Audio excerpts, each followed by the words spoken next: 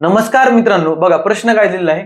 एक रेडिओ 510 रुपयाला 15% तोट्याने विकला, तो किती रुपयाला विकावा म्हणजे 15% नफा होईल? म्हणजे 510 रुपयांना विकला तर 15% तोटा होतो, पण आपल्याला 15% नफा पाहिजे, तर आपल्याला कितीला विकावं लागेल? बघा 15% तोटा झालाय. बघा खरेदी किंमत नेहमी किती असते? 100. तोटा म्हणलं की खरेदी किमतीमधून तेवढे टक्के वजा करायचे. 100 जर खरेदी किंमत असेल तर विक्री किंमत किती असेल तोट्याच्या वेळेस? 85%. किती?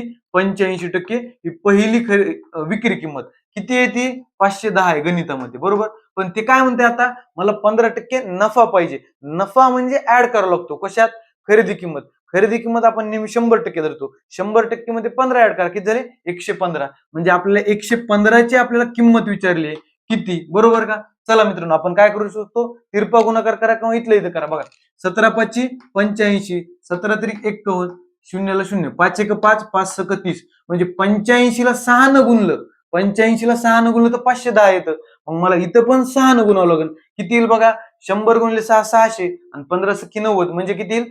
690. म्हणजे पर्याय क्रमांक 4 येणार आपलं. धन्यवाद.